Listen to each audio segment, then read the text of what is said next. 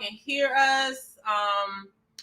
We are not doing this virtual today. We are in the same room, so I can touch her or whatever. So, and she made this awesome charcuterie board that I'm not going to pick up and show you guys because I don't want to drop anything. But there's grapes on there, strawberries, some almonds, pecans, cashews, 3 different types of cheeses, some apricots, some dried apricots, some crackers, and some, what is that, honey turkey? I think it's honey turkey meat, yeah. It's amazing. Okay. So I don't know if we don't have our production guy here to tell us if you can hear us or not. So let me. Well, we have to be able to hear us because you had your thing on earlier. Oh yeah, that's true. So if you guys, all right, yeah, you can hear us. If you guys can hear us, just let us know if you're in the chat. Yeah, I heard it. Okay, I'm pretty sure you can hear us. All right, so welcome back to Thursday Night Live with everybody, Mr. Mena Joe, and this is my sister. Yes, I'm a unicorn, Faith. And so we come to you every Thursday night with the things that have been going through our feed. Populating. Yeah. So like the video. I want to give a shout out to the Plainest Jane. If y'all are not watching the Plainest Jane, okay, so she is like a news channel. So I watched the video over there the other day, and it was the craziest thing that she was exposing. And people that were involved in the situation showed up, and all of this stuff came out. It's a bunch of syrup because, we the stickies over there. Anyway, so go check out the Plainest Jane and In the Know Radio. Those are 2 different channels, but definitely you need to check it out. But what's up, Sasa G? Hey, y'all. Thank you. Okay, King good. is here too. Appearance by King. Yeah, just let him say hello. I brought this guy, and for those of you that didn't know, both of us, you know that she has a cat. They pretty much get along until I guess food comes out, and they're both thinking the other one's gonna get it, and then they both start looking at each other. But look, I feel like Buttercup is, she need a good butt kicking or something. So I hope they get him in his crate. They're funny though. Let them talk. If he accidentally bite her cat, that's fine. She need to get that down. She need to understand because she's spoiled. I feel like she's spoiled. She need to know what's out there because trying to set you up, man. She's so spoiled, and she gets everything she wants, and she wreaks havoc. She's King, like a terrorist. King, she's setting you up, man. You need to go. You all right? Handle her. Anyway, welcome back to Those Two Sisters, live with Those Two Sisters. I'm excited for this week's topics, but first, let's get into our week. So how was your week? Okay, so my week was good. I had to go into the office one time, and then I worked from home the rest of the week. I don't really have any standout moments about this week like I do normally. All is well. I'll put it like that. All is well. I hear that. Actually, now that I think of it, I did have a couple standout moments this week. I got to see one of my coworkers who worked in New York. She came down. We had lunch, and it's always good to see our folks that are not in our office. So that was fun. And I also celebrated 5 years with my company. I can't believe it's been 5 years. And it's been 5 years. It's been 5 years. And then the executive vice president came because she's out of the country. She works remote. Out of the country. So she came in, and we went to breakfast with my supervisor. Bye-bye. That's our production team that's just leaving. It's just James. But so that was really fun. We went to this specialty stationery store. And they took me there, and they were like, yeah, she was like, get more stuff. I was like, I'm good. I got some good stuff. But in your head, you was probably doing cartwheels like shit. You know what's funny? She had said something at breakfast, and it almost took me off guard, and it kind of came back to me. What was it? It's called Jenny Bick. It's called Jenny Bick, and it's a store down in Farragut. BIC? Well, BICK. Well, the lady's name is Jenny Bick. They make hand journals. They make really good quality journals right there in the store. But in the store, it's so many other things. They got look terms.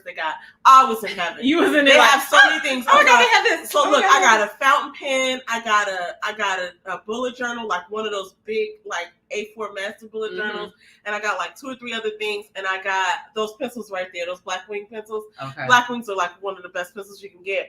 And Jenny Bick was there. Of course, my dork ass knew it was Jenny Bick because I knew who Jenny Bick was. And when she said, she was like, oh, those are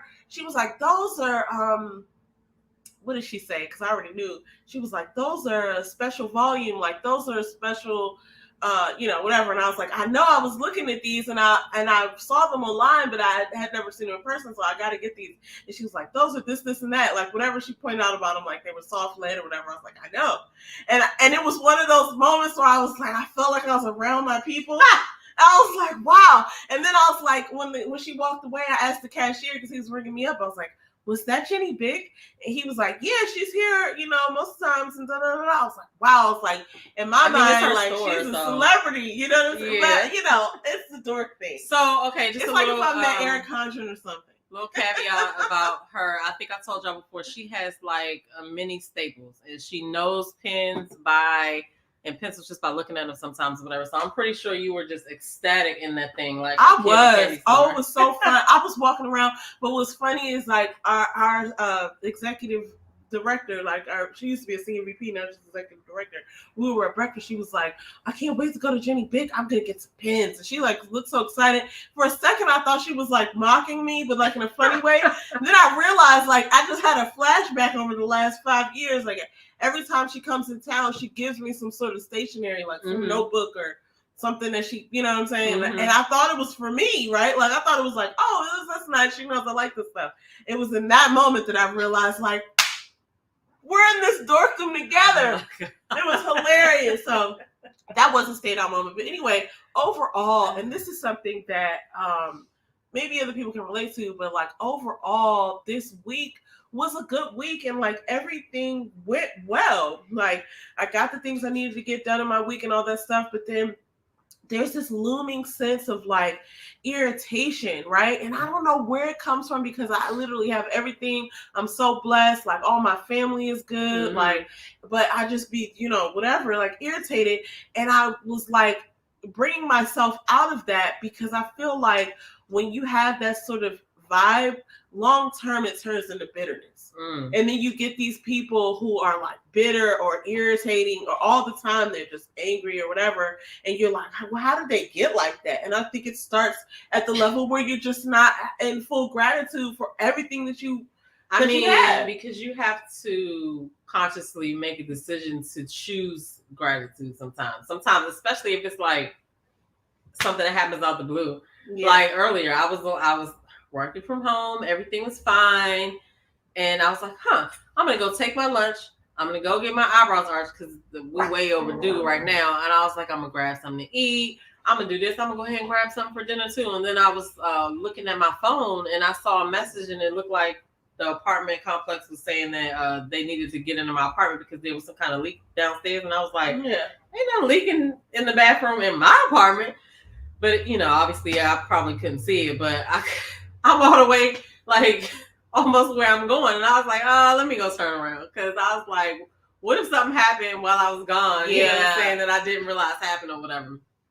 But I don't forgot the reason why I even brought that up. Well, the thing is about bitterness. And it's one. I could have just been upset about having to stop my plans or whatever. But sometimes in the moment, you have to just be like, nope. This is how it is and speak life into it instead of taking it away because sometimes it'd be so easy to get caught up in something silly.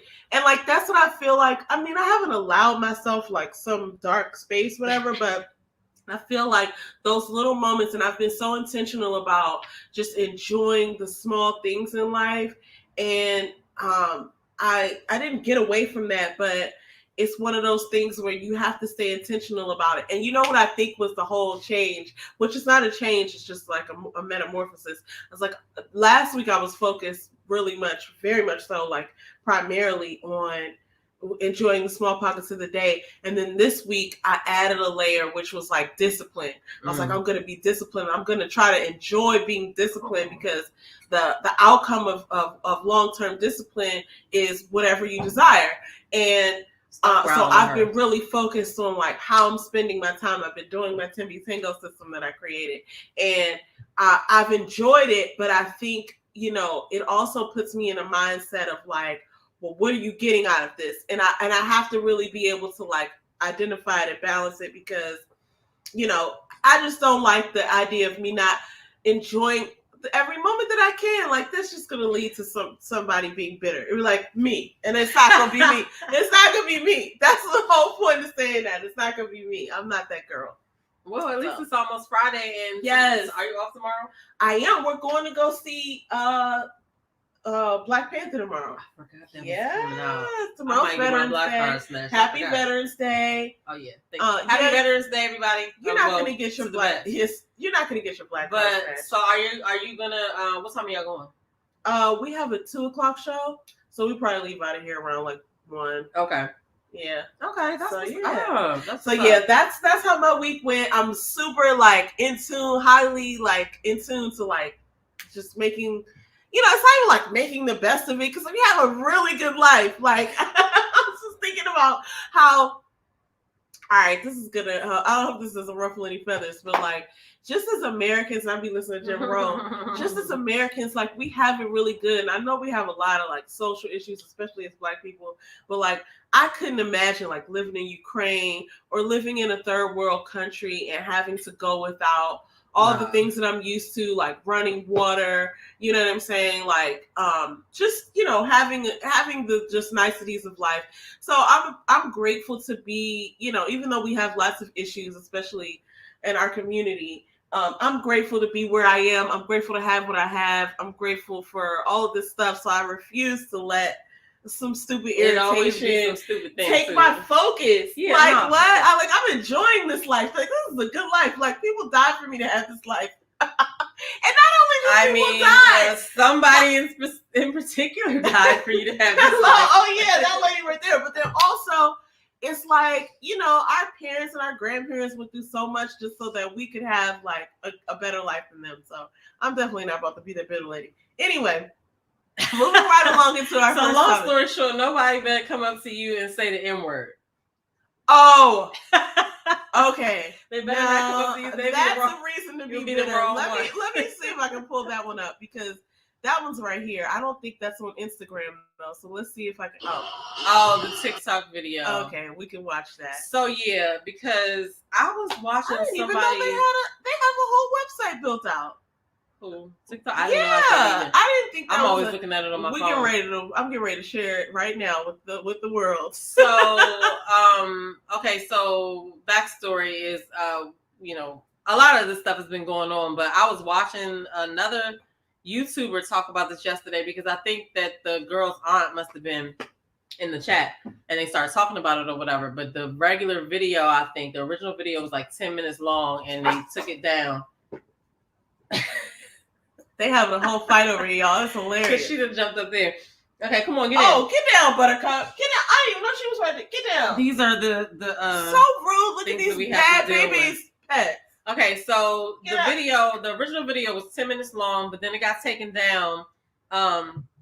And speculation about that, because you know what? Hold on, y'all. This is so funny. Get in. Don't you dare. Oh my gosh. If y'all have pets, let me just tell you. They both talking smack to each other. I hope nobody gets me from PETA on this, but my best thing to discipline my pet. These are the words of my co-host and not myself. And a lot of times I don't even have to use it, but just to show it to her is a spray bottle of water. Oh, okay. I thought you was going to say something else here. Okay. Oh, what else was I thought you was going to say the whole bite thing again. Oh no! Sorry. All right, yeah, so bad. So first of all, there have been no cats and dogs hurt in the making of this video. But like, whenever my pet is being bad, like sometimes she like to jump up on the island or whatever, I'll just show her this and she'll run. It's just a spray bottle of water. You know what I'm saying? King does the same thing, but it's even gotten so bad with him that all I gotta do is say, and he'll be like, right. Sometimes I do that when I can't reach it. I'll be like, yeah. He don't care what it is. And she'll be like, what? Anyway, okay, so the original video for what we're about to watch, I think it was about 10 minutes long, and we're gonna watch it, and then I guess we'll share our thoughts when we come back after looking at it. Is it a whole 10 minutes? No, this isn't. No, okay, it was 10 minutes, but they snatched it down. Oh, okay. So what we're about to look at is just a short clip, but you're gonna get the gist of what happened because you'll see. Could you stop? No, thank you. I'll be close.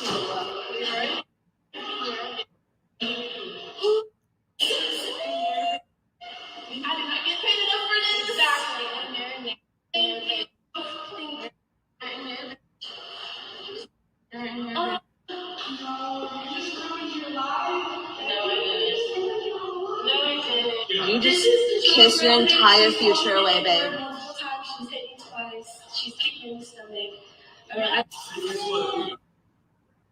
And she also assaulted the police officer as well. She spit on that girl. She did a whole bunch of stuff during that 10 minutes.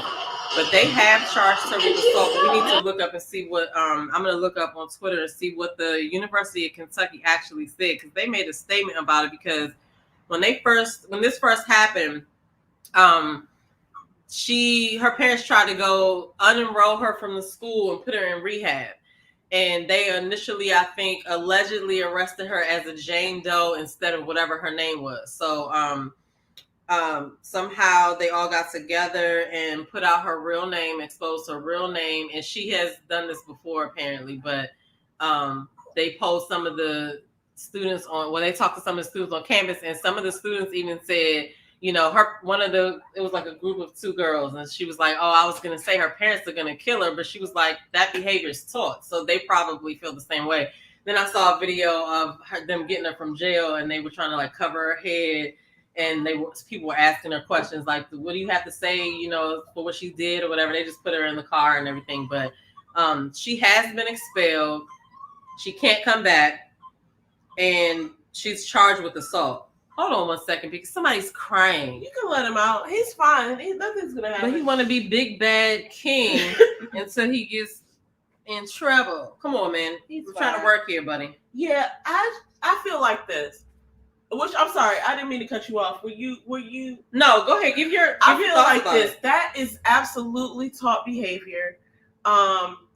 She looked like she was inebriated. I don't have any proof of that, but she looked like she was inebriated in that clip.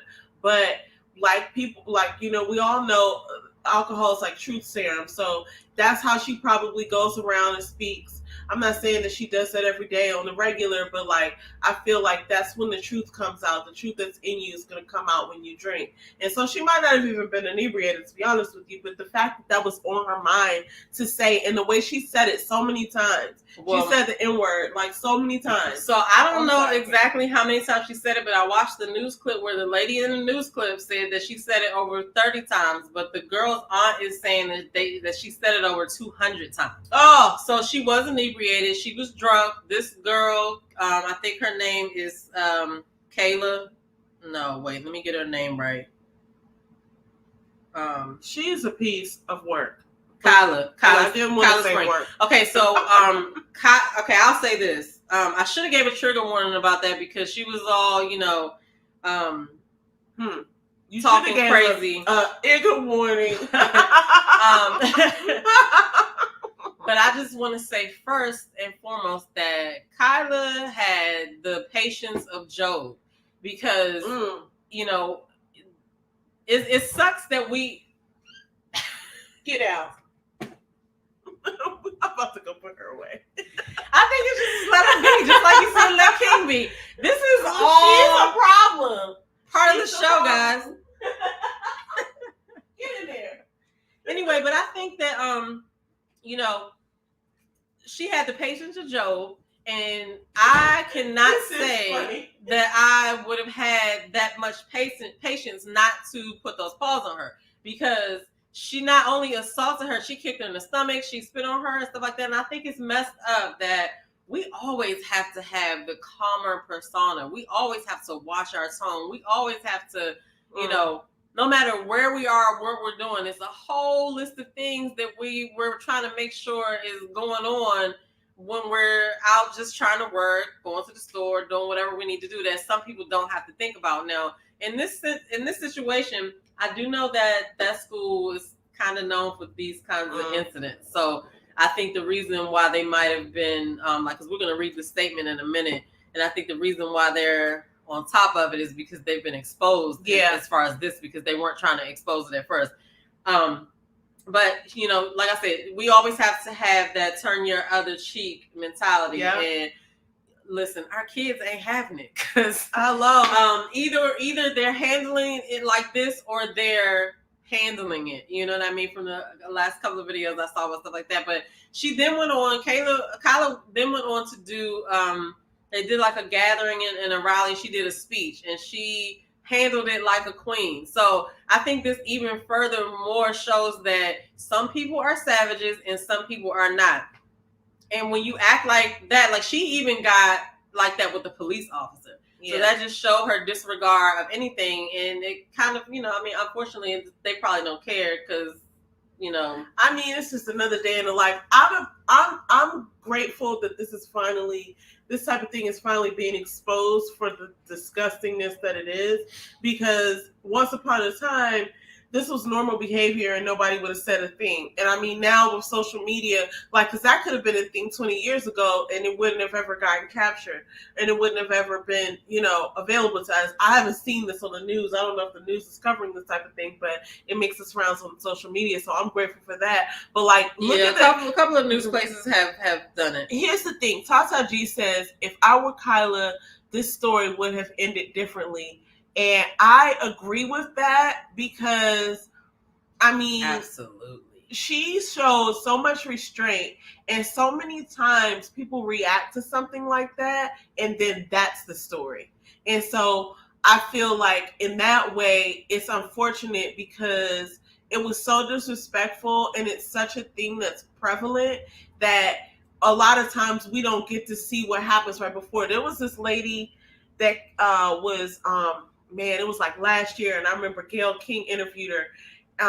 Her name was Mia something, and she had some young man in a hotel who she accused of taking her phone. Meanwhile, he never took her phone, and they found her phone somewhere else, like in the Uber or something that she had just taken. But she basically apprehended her, and she apprehended him, the young man. He was like a teenager, and his father had to come into the situation and protect his son. But it was at that point, it was racial profiling, and she was such a disrespectful person.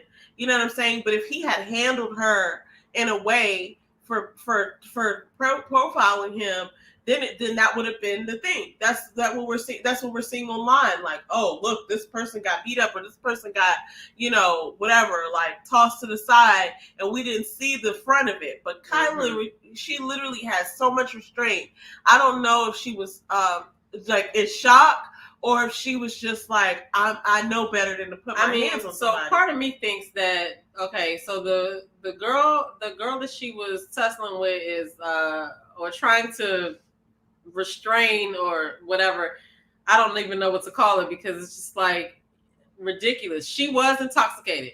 And so you think about, you're a college student, you're doing your job at the front desk in the residence hall, minding your business. People come and go. They go on a party. Here she come with her drunk ass, probably come in like that every night. Too. And now she over here because she wasn't just messing with her. She tried to hit her with a shopping cart. She didn't, yelled at all these other people or whatever. Oh, Lord. But it was the way, it was the mobility of how she didn't have any, she was drunk. You know what I'm saying? Kyla could have slung her ass up and down the door. Not an excuse. But she knew that she couldn't do that.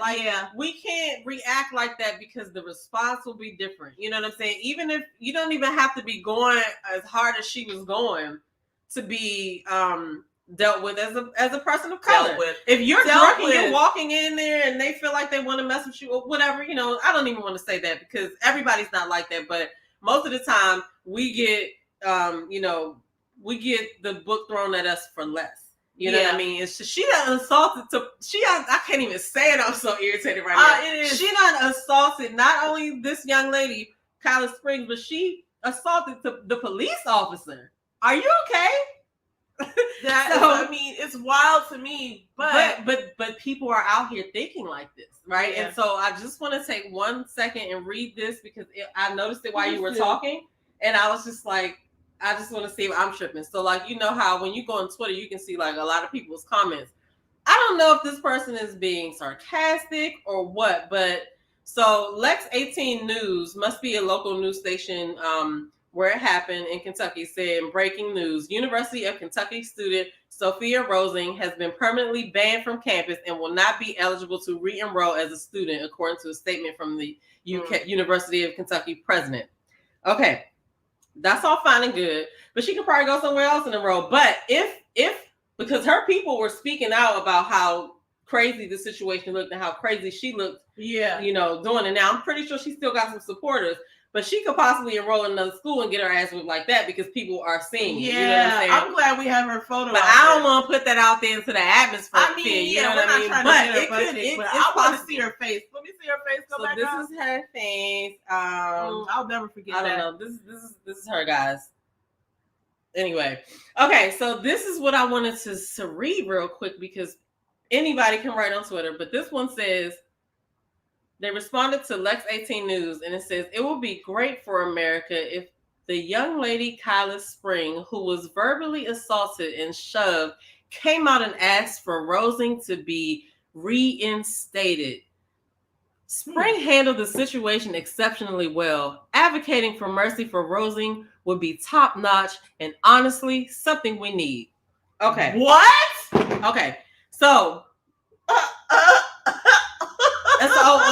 so the person that wrote this, their name is Privilege. Oh. So okay, awesome. part of me is like, okay, she because she did do a rally. I'm gonna see if I can find the rally speech, but I really don't want to find that rally speech because it is triggering. Like, because it's so messed up that we always have to. Not that we should be able to go do stuff. We should be able to protect our personal space. Mm-hmm. We should be able to, I'm not even going to because this triggering. Yeah. But anyway, so you got all kinds of comments like this, whatever. But it's part of me is like, okay, she was strong as hell giving that speech she gave. The speech was, "You will not break my spirit," because that's what she was trying to do. She was trying to talk down to her verbally. She spit on the girl. She didn't disrespected this girl. You know what I mean?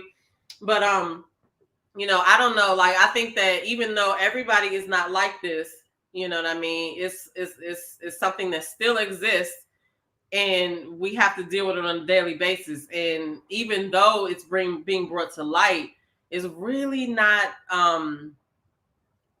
It's not, nobody's stopping it from happening. Yeah, and it's not like necessarily resolved. And this right here, like, first of all, that comment, go ahead. Hey, Kamisha. So, okay, real quick, she's gonna play the video again. There was a girl, a black young lady at the University of Kentucky. She was working as the resident at the front desk in the dorm, and this white girl, what's her name? Sophia Rosen came in drunk, and the whole incident was about 10 minutes, but this is just a snippet. I think they removed the initial one off, but she's aggressing on the black girl. She's spitting on her.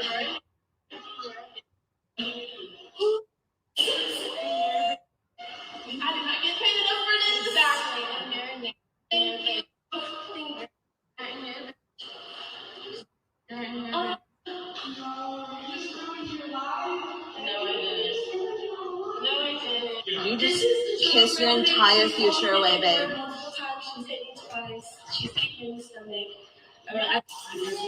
And then Kamisha, she assaulted the police officer as well. And she's still singing it. Yeah. So they said that she may have said the N-word 200 times in that whole altercation. So yeah, that's what we were saying. Like, she handled it like a true queen. There's a speech that she gave, and a lot of students there stood behind her and everything. But she was very strong giving that speech, because I can't say I would have reacted in the same way. I mean, why are you touching me? She was real drunk, but that's I cannot tell you how I would have reacted. Now, I'm also, let me just speak to this. I'm also an advocate of, like, and this is not a popular opinion. I'm one of the people who's like, we need to take the power out of that word, because people are going to use it and we can't just be reacting to it. But when I see something like this, it all comes back to me on how disrespectful it could be used. Like in that scene, she was seen. It wasn't a movie, it was real life. But like in that clip that we just watched, she was obviously looking for a reaction, the way she was taunting. She was singing the word, right? So she wanted her to react. She wanted to get under her skin. She wanted Kyla to be, bothered. And the fact that she wasn't getting a reaction, she kept saying it. And so part of me feels like I wish there were a way that we could just like, not be bothered by it, but just not react to it, as she did not do. Like, she just did exactly what I think we should do. But watching it made me irritated and angry. And so I'm still not sure what I would do in that situation. You can only take so much, and then you snap. And then I'm not saying like, oh, would have beat her up and I would have done all this. I just don't know what would have happened, because like I wasn't in that situation. I don't know. You know what I'm saying? Okay. And especially, here's what. The younger me. Here's what. Let me just make the distinction though, because here's what. It's not that she was just saying the word. She was saying the word and assaulting me. So in that situation, I almost feel like, who knows what would have happened, but it's like you're almost like warranted in reciprocating. Like, okay, well, you're putting your hands on me and you're being so disrespectful and you're saying something that's so triggering. Like, I could just go ahead and show you what that feels like. You know what I'm saying? Like, oh, let's see what the consequence of that is for you, right? That's kind of like what innately what I want to do, but that also has a consequence, because if that were captured on video, then the first part we would have never seen. In my opinion. Yeah, so when I was watching the video the other day, her family member was upset about how she feels like the video kind of made her look like she was the aggressor. Well, with this clip, she does not look like the aggressor. It's clear what's going on. I didn't see the original clip, but like I said, that school has had things like this happen. And if this wouldn't have been brought to light, exposed, then they probably would have tried to keep covering it up, because they arrested her as Jane Doe initially. They did not arrest her as who she was. Then her parents tried to come get her out of school and put her in rehab. And no, she needs to be suspended, and that's what they were calling for. So she did get expelled. She cannot come back, and she's permanently banned from campus. So that's that. I don't know whether she'll be able to enroll anywhere else, but she does have assault charges, and those are going to be on her record. So, I mean, they wouldn't have done nothing less to us. Immediately, if Kyla was the person that was aggressing, they would have immediately arrested her, and it wouldn't have even gone on that long, in my opinion. But that's our opinion, and I agree with you. And I feel like even if she would have responded to that, she would have been arrested, and she wouldn't have been arrested as Jane Doe. That's what I'm saying. It's just so messed up that you can't. Like, I don't know. I don't know what the answer is, because I don't want to just have to. I don't want to just be allowed to like go crazy, but at the same time, why do you think that's okay? Why do you think that's okay? And the fact that, like, not only that you think it's okay, hey, like, Monique, you know it's not okay, and you're doing it for the purposes of bothering someone, right? You want to get under somebody's skin, like, come on, like, let's be real here. She wasn't doing it. It wasn't an innocent thing, right? Like, she was doing that for a reaction. She was doing that, and yeah, she was inebriated or whatever. But here's the problem that's really bothersome to me, is that she was arrested as Jane Doe. It's like, it's not going to hit her record. This kind of reminds me, I just watched the whole like Dahmer series, and one of the parts on it, before he had been discovered as like a murderer, he had been brought up on charges of assaulting a minor, like sexually, and that's bad. You know what I'm saying? It's not like it's like, like shoplifting. And the judge ended up telling him, oh, you know what? We're not going to put this on your record, and you're not the type of person that belongs in the system. So we're not even going to tell your job. Like, you're going to be under arrest, and you're going to have to do a year in jail. But we're not going to like reveal the details of your conviction to your place of work, because you're going to have not work study, but you're going to be able to work your job while you're in prison or jail or whatever. It was like county jail.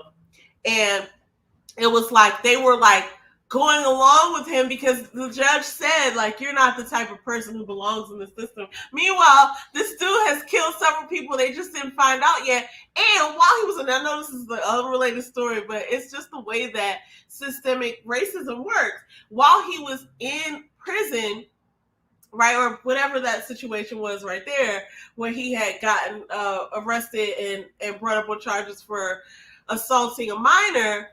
While that happened, he actually had a human head in his work locker.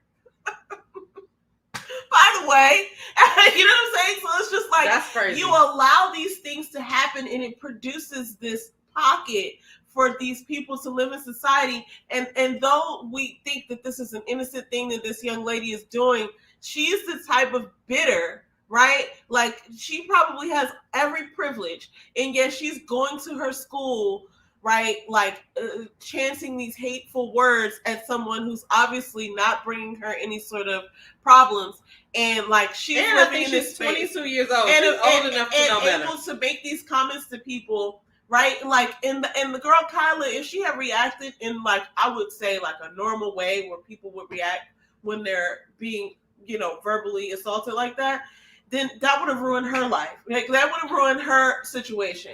You know what I'm saying? She could have gotten kicked out of school if she would have reacted in the innate human way that people react. I'm not saying I did it, or I. You know okay, so piggyback on that comment I read earlier about the person saying that Kyla should, you know, advocate to get this girl reinstated after she did all that she did. People are commenting under that comment on Twitter, and obviously that person was not a POC. But this one guy says, it was bad enough she didn't knock that girl into the middle of next week. Ain't no way in fuck she should try to cape for her and offer her mercy. But this is how, it's funny how mercy and, you know, things like that, forgiveness and stuff like that comes up off of, you know, when it deals with not us. But if it's, you know, it could be the simplest of things, you know, people are in jail now for that aren't, you know, heinous crimes or anything like that, or even have not done anything. Not saying that some of us aren't right. I mean, some of us aren't, you know, deserving of the crimes, of the punishments that for the crimes that we not we, but they have done. Yeah. But as a whole, you can't help but see that it's not fair. I mean, come you know on, what I'm saying? Come on, it's not fair. Here she is trying to go to school, and she getting her education. She on campus. She doing what she's doing. Job because she was like, I'm not getting paid enough for this. She was at the front desk in the residence hall, right? Yeah, because you become a resident, or you can become a resident assistant, or, you know, whatever they call it. I don't know. RA, yeah, you can become an RA and work, and now you're dealing with this person who is supposed to be there for the same damn thing, but here she is acting like an asshole, acting out. Now, if she would have beat her ass, then that's all they would have been looking at. They wouldn't have been looking at any of the stuff before, just like you said. It would have just been like, oh, she shouldn't have kicked their butt that way. You could see she was drunk, and all the excuses would come. Oh, yeah, like, oh, did you see that girl get beat up by the black lady? And then she would have been brought I can up only on charges. imagine when they were bringing her out of jail, and her mother was trying to cover her head with a coat. Her father was just walking in front like, but I can imagine what they were thinking or what they were saying in the car. Like, they probably, I mean, he probably was like, well, you done fucked up now. Like, why don't you even let me say what they were saying in the car, because I probably have a whole different understanding of what was said in the car. Okay? Please tell me what you think they said in the car. Lashing. Oh, I don't believe it was a verbal lashing at all. I think they had a nice little powwow, but I think it started with him telling her how much of a dumbass she was for doing it in public. That's just my thought. I don't know. I don't know that to be true. I think that perhaps, you know, that sort of behavior is not only warranted, but encouraged in some households. And, you know, I don't know that they even reprimanded her, because that type of, okay, I don't know that. I'm speculating here. Listen. I'm saying that it's taught. They're the same way. Yeah. But what I'm saying is, I know for sure he told her how much of a dumbass she was for getting caught on camera. Maybe he the did. way that she was. Well, have you seen white men talk to their daughters? Well, yeah. Okay, let me get out of that. But what I'm saying is, perhaps if she learned that behavior from her household, then they aren't even concerned with how she looks on camera. Well, so what about? Okay, so I'm saying. Let me say it like this. I had the worst expectations. Well, why they get cussed out all the time for fucking up in school and doing stuff, and then they gotta spend more money. So my thing is this: if they have to take her out and they had to go do that, and they have to now do whatever it is that they have to do, right? Like, in all the TV shows, the one daughter or son gets cussed out for fucking up and embarrassing. I don't know. I don't even know if they were embarrassed.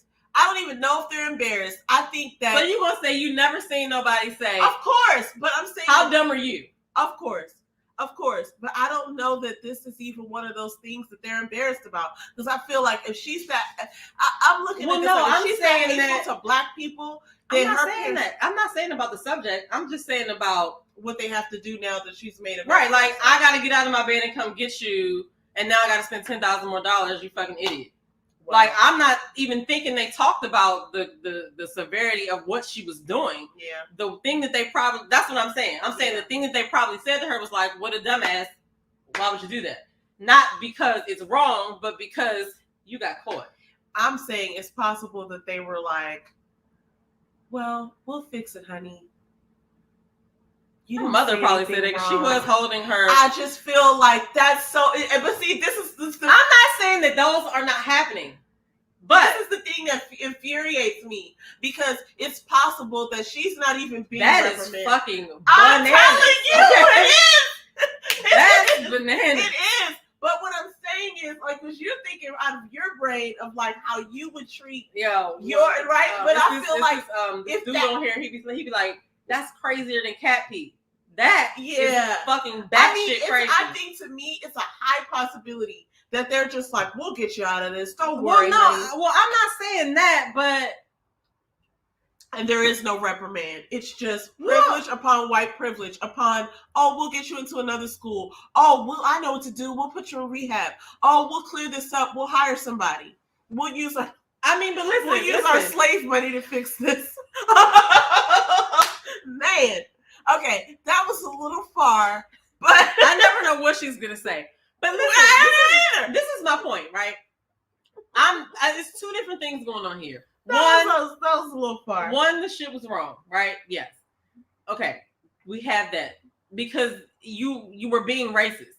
But two, just off of the GP of if they have been, like Tata G said, probably covering her for years, I'm sure they cussed her out for fucking getting exposed. Like, what? I don't know. I don't know. In this day and age, especially with our next topic, I don't know that exposure is that, Well, I'm just saying this. I'm just saying, I'm not. No, I feel what you're saying. I'm not saying that they are embarrassed or anything. I'm just saying off the GP that he's her white zaddy, literally. And they probably taught her this.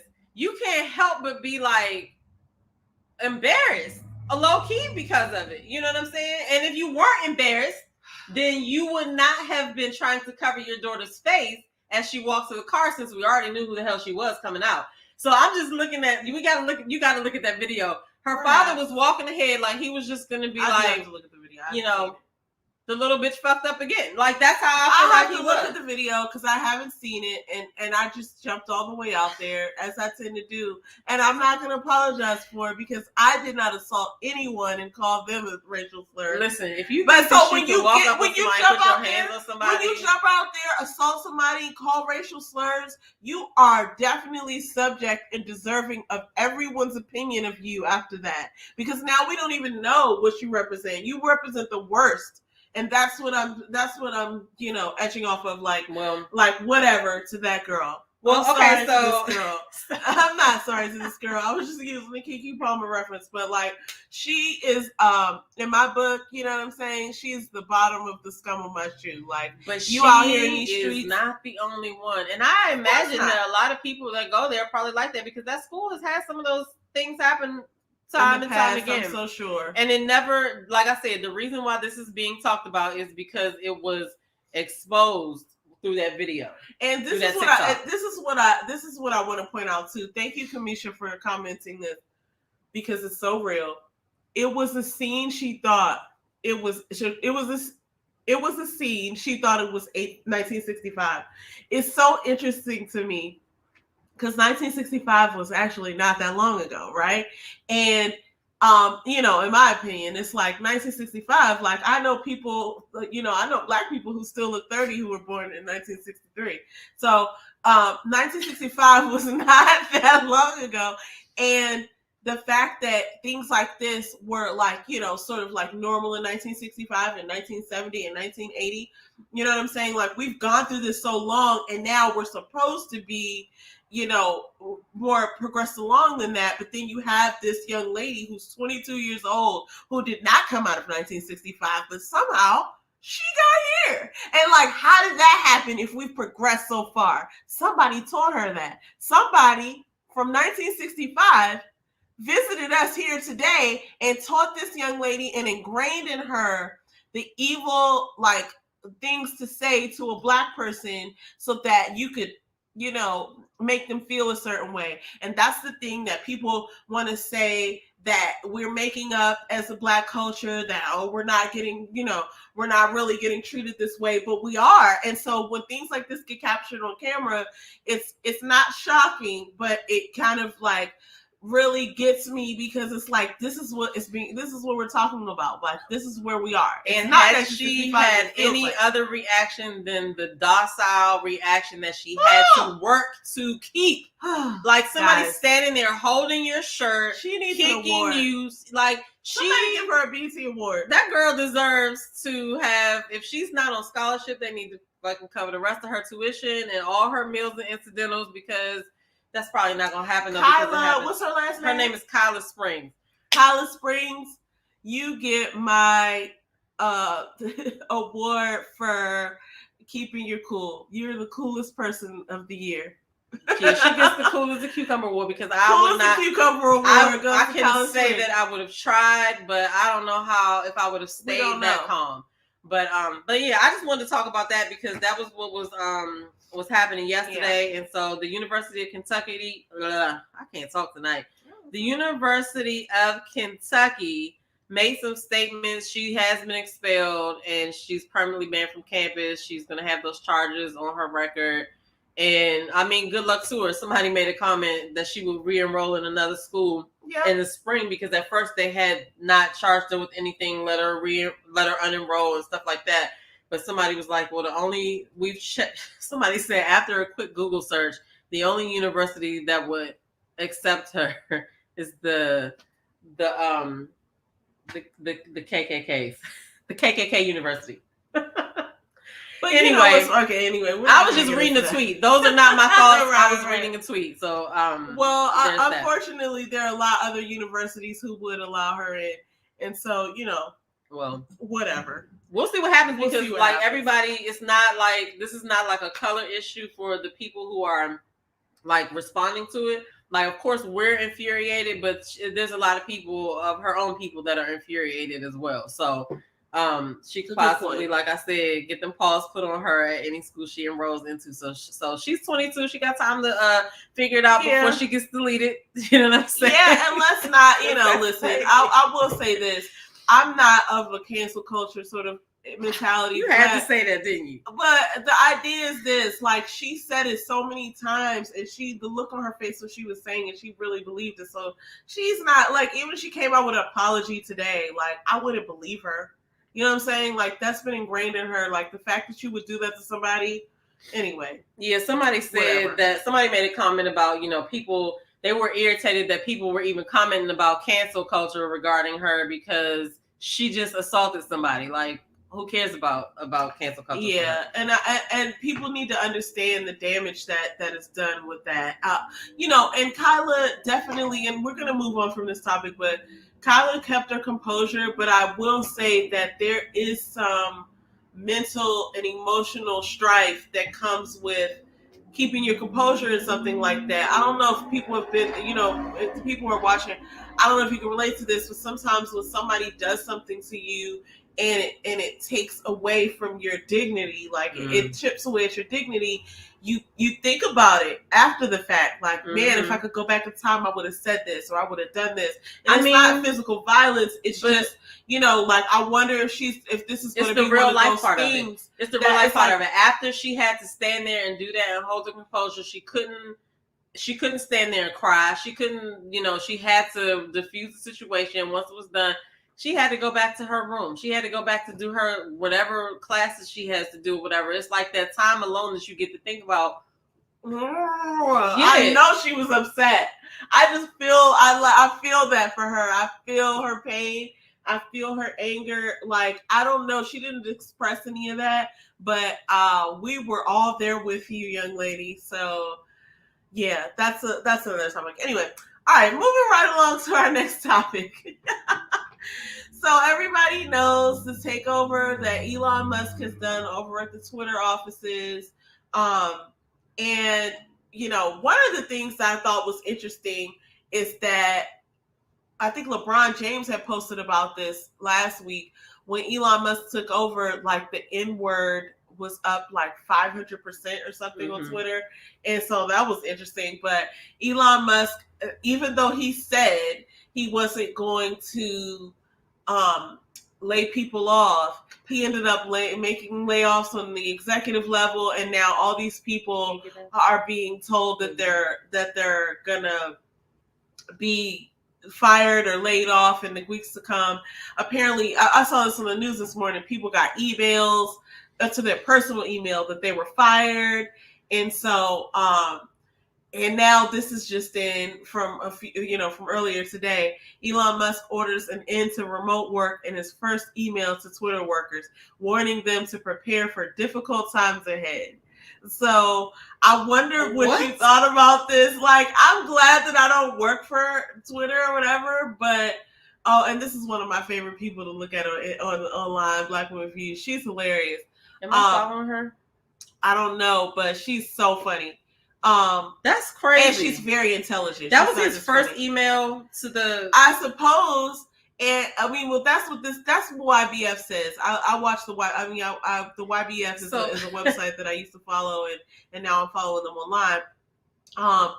So I think that. So I was just reading her comment. Yeah, read the. Okay, let me see that. She said, "I just think it's funny how the people who hated being called blue checks and acted like they didn't think they were any better because of it are so apologetic about more people getting them. Mm-hmm. Anyways, Elon is a menace and doesn't care if he runs away thousands of employees." Like, what do you think about the whole Elon Musk taking over Twitter? I sent them a tweet. You did? Yeah. I was like, are you going to change the platform? And I put some eyes. Like, what the fuck are you about to do?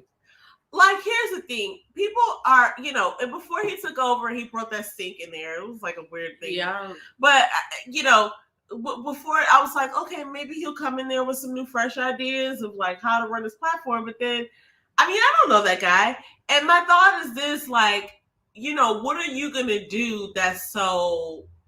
like, obviously the people who were running it had some good ideas too, and they knew how to outsource and figure things out. So, like, if you're gonna come in here and make things better, I personally am not, like, I'm on Twitter, but I don't really tweet like that.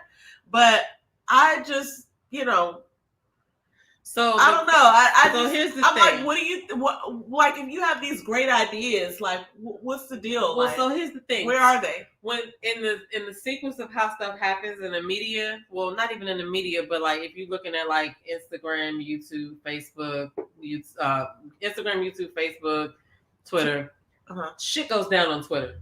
Like, it's like that. Instant. Right now I can see what's going on. Like, whenever something happens, if a person has a Twitter account, people trying to see what the hell they tweet. You know what I'm saying? Even in that takeoff situation, people was watching these certain accounts tweet to see what they were talking about or whatever. So stuff does pop off there first. You know what I'm saying? But I just, I don't know. At first, I don't know a lot about Elon Musk as far as like what his future goals are or whatever. I just know about Tesla. And I just kind of thought that maybe he would.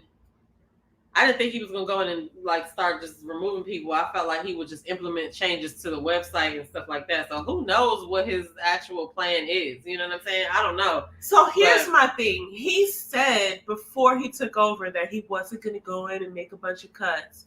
But now he's going back on his word. So that just makes me look at him in a different way. Like, not like I'm, preparing. I mean, I'm not or looking shocked, at him though. to change the world or anything, but it's just like, it's just like, why would you even say that? Like, what's the point in saying something like that if you're just going to go back on your word? And if you said that and then went into we're talking about Elon Musk. Okay. Yeah. Because politicians do it all the time. Well, he's not a politician. No, but he very well could be. Here's my thing. If you said something and then later came to find that, oh, I shouldn't have said that because that's not what the best idea is.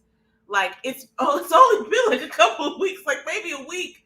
And so it's like, to me, it's like you went back on your words so quickly. Like, what's the deal here? So that actually, it kind of makes me lose a little bit of respect. Not a little bit. Like, it makes me even more curious as to what he's going to do, because I don't even think he even answered my tweet. But he didn't even answer her tweet, guys. What is this guy doing? But I don't know. I really don't know. I just kind of am going to take the sit back and watch approach and see what he's going to do. I'm still going to try to tweet more and look around to see what's going on. But if you're a Twitter user and you notice something happening already, comment below and let us know. But, because I'm not really a tweeter. But I do go to Twitter to get information and to look and see. I go to Twitter to see comments. I mean, it's a whole thing. You know what I'm saying? Yeah. If you're watching a show right now, like when Ready to Love was on, if you watching Ready to Love, you're looking at the hashtag Ready to Love, and you can see what everybody's saying real time about the show. You know what I'm saying? And so that's kind of how it is. But I just haven't. I just never. Once I first got my Twitter account, I never grasped onto it like that. But I see people use it effectively. I just don't know how to use it effectively. I just go and look, and I see. I love the comments. The comments are what I'm usually there for. Oh God. We going to our next topic, y'all. All right, look. I hate parts of this, but I also I'm gonna save my comments for oh no. Look at you, Little Scrappy. You know what? Little Scrappy was in the news last week too, and I didn't even cover that. I haven't watched that yet. All right, anyway, I haven't seen this clip, so let me just go ahead and rewind this and then start it up so we can see this whole thing. All right, look. Let's take a look, guys. Let's take a look at what he said about her reaction, because for one, I do understand how excited she was in the beginning about the divorce being final, because they done been through hell. That's another toxic relationship that I'm so glad that it is peace now, right? But the part about her breaking down, well, not even breaking down, but just being like, are you kidding me? It's like both of y'all got a lot of money. You know what I'm saying? They didn't say he don't have to pay nothing. It didn't say that he wasn't going to do anything extra. You know what I mean? So the kids are going to be fine. You know what I'm saying? Yeah, for sure. And I know part of it probably was for the show and TV or whatever. I mean, it varies wherever you are. I guess how much it costs to raise a kid, but everywhere is expensive to raise a kid. Okay. So I don't want to hear that shit. If you got I don't know. I think if they in New York, that's not a lot of money. But listen to what I'm saying, though. Most people who take men for child support need that child support to actually keep the house going, because they're struggling. You know what I'm saying? Yeah. So every little dollar counts, but those people are getting like $750 a month, maybe. You know what I mean? Yeah. Yeah, it's not a lot, but it's $50,000. Yeah. Which is some people's salary. Yeah, for you know what I'm saying? And so, I mean, rather than her, acting like saying that he doesn't have to pay nothing, is kind of crazy. You know what I'm saying? Because, well, yeah, I remember. I mean, I get it. I get it, because we know he has more money than that, right? But I mean, I feel like with the toxicity of the whole thing, get out with what you can get, and then work on the rest later. Like, at least you have a thing in place that you can then go back, like a body of work, and you can go back and you can tweak it, right? So I don't agree with that part, but I definitely did feel her for shouting at the beginning, because that she probably feel free as fuck. I laughed when she was like, "Are you kidding me?" The real Erica Mena was. Why am I talking like this tonight? The real Erica Mena from back when she was messing with Rich Dollars came out. Like, are you fucking kidding me? You fucking kidding me? She sounded like Rosie Perez. Exactly. Exactly. So, I mean, but that's not funny. But here's the thing that I thought. I felt her pain on the having the financial responsibility because, listen, here's the thing. They've built this life. I almost go back to this. I remember this wasn't so long ago when they got married. They got married like a couple of years ago. It was like right before the pandemic. I want to say maybe it was even during the pandemic. But I remember he was like showing all these pictures of this house he bought, which, you don't know how, I don't know if he actually bought the house, but he was just talking about like, oh, I got family coming. And he was like excited that he was going to have a baby and all this. And then, the storyline breaks out and he's not like taking care of his baby. And then they have another baby and he's not even there. And then he's popping bottles somewhere in the islands. And it's like, oh, they got married in 2019. Right before the pandemic. And so, then right after I remember all the posts and stuff. And it's just like, this is what happens too when you live your life on social media. And on a reality show, it's like people think they're in your business and they think they know who you are. Because like I'm one of those people. It's like, oh, I've been watching Erica Mena since she beat somebody up on, Love and Hip Hop years ago. Or really, the first time I ever seen her was probably on the Kardashians. Years ago when she was late, like she was working in Miami in the store in Miami, the Dash, and she was Courtney's friend. Was her. She was Courtney's friend, and Courtney was like, "You can't be late because the manager here is saying that you're late all the time." She's like, "Well, I got a son, and I'm a single mom, and I can't always be here when y'all say be here." And she was like, "But there's plenty of people who are single moms and can get to work on time, so that's not a good excuse." Flash forward years later, it's like the same conversation that Kim is having with Courtney. This is like so funny that I'm thinking about this because Courtney was the one that was like, I have kids and I can't always do what you guys want me to do. And Kim was like, so what? A lot of people are single moms. Get it together. You're lazy. Like, it's so wild. But anyway, Erica Mena is the point of this story. I just feel like with the one statement that she said that really hit me was like, when people show you who they are, believe them. Because, I mean, yeah, take your time and get to know, but not even like get to know, like he'd been in the media and social media and on TV, and we kind of knew who he was.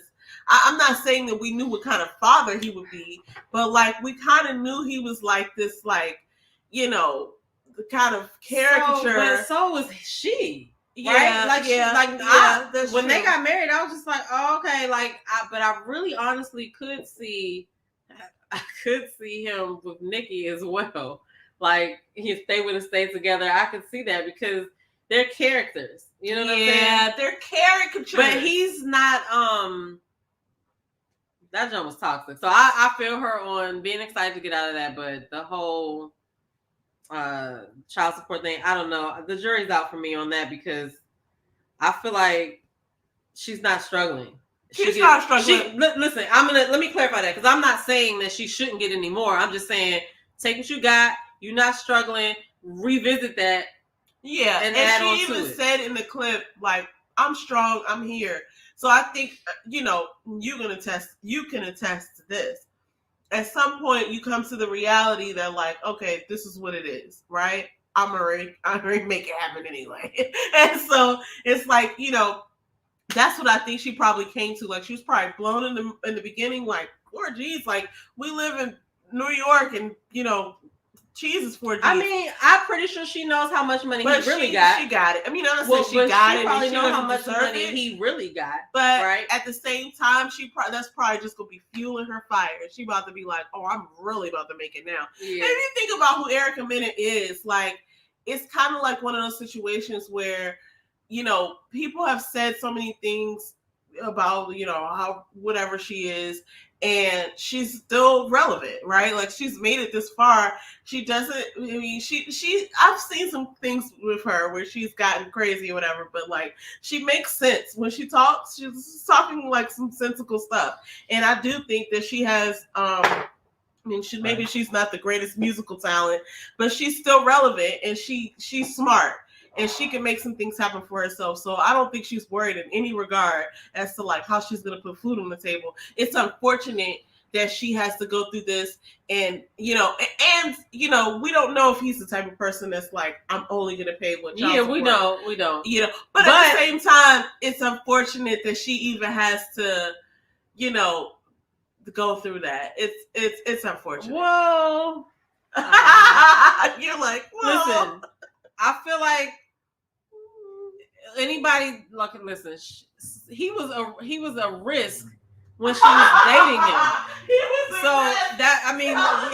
She's gonna have to, because she's gonna have to take some accountability. He got through the door. She's gonna have to take some accountability for marrying fucking Safaree. Oh, that's true. Now, I'm not saying that she doesn't deserve more child support. I'm just saying you're lucky that you got the $50,000 that you're about to get. Hold on to that and then revisit to try to go back to get more. But like, you married Safaree. That's true. Okay, so let's take some accountability there, because I do recall a situation where she was coming to his defense on social media, where she was saying, highlight that comment right there. Okay, wait, this one right did here. you answer her question?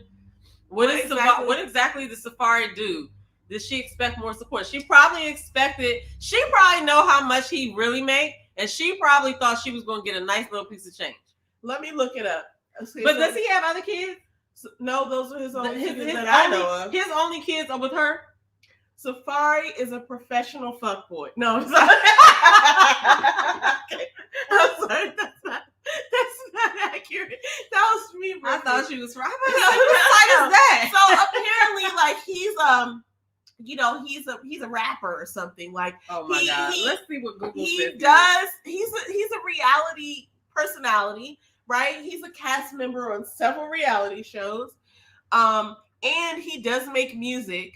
He had at least one song, and he's probably a gigolo. He had at least one song that I like. So his professions are rapper, record producer, songwriter, business person, television presenter.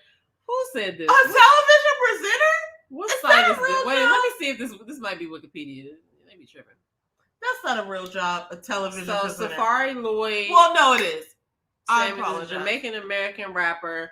Samuel started his musical career in the group The Hood Stars in the early 2000s. I forgot all about that. Alongside American rapper Nicki Minaj, Samuels is also known as a solo artist. In 2016, he joined the cast of VH1 Love and Hip Hop Hollywood.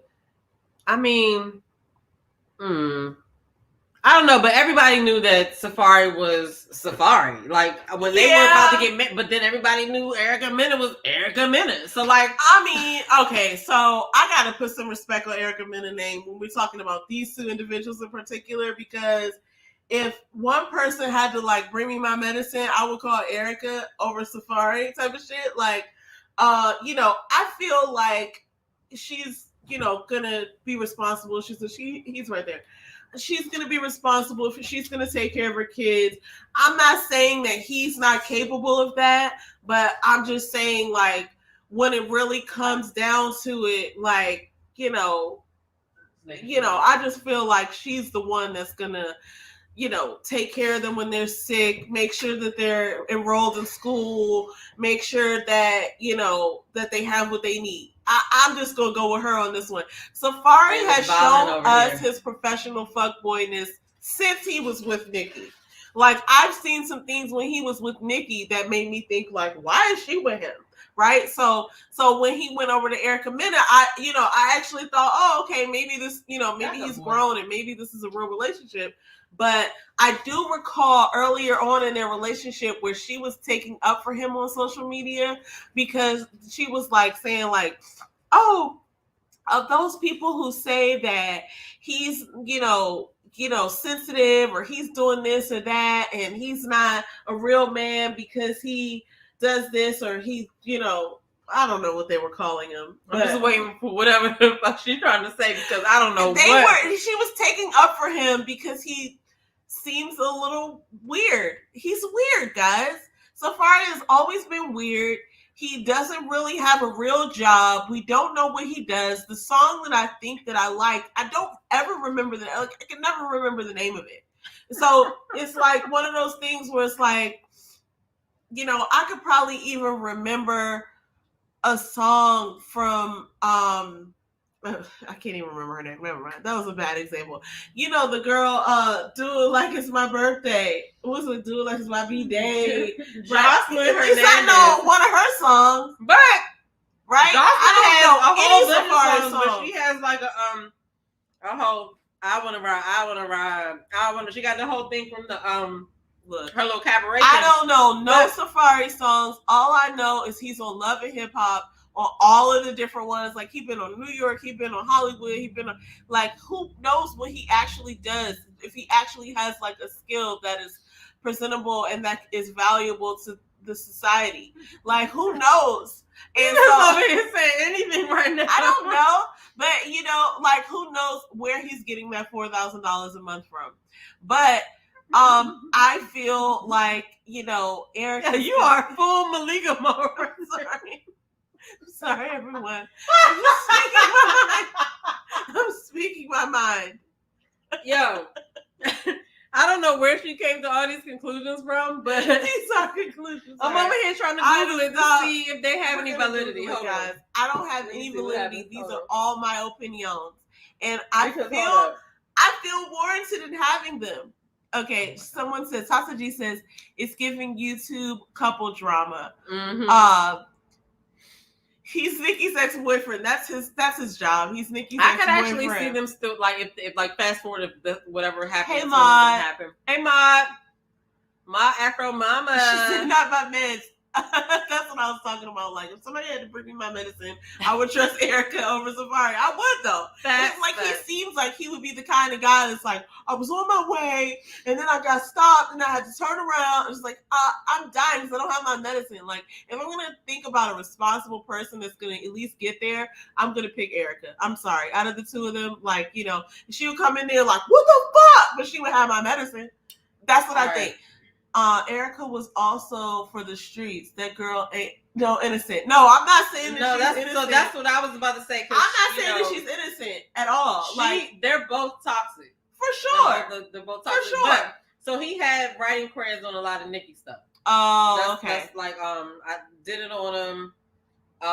Roman in Moscow, Stupid Hoe, Roman Reloaded, Roman Holiday. Okay. I don't know what else because I'm not looking up anything else about him, but I just think that, they're two sides of the same coin. For sure. One's female and one's male.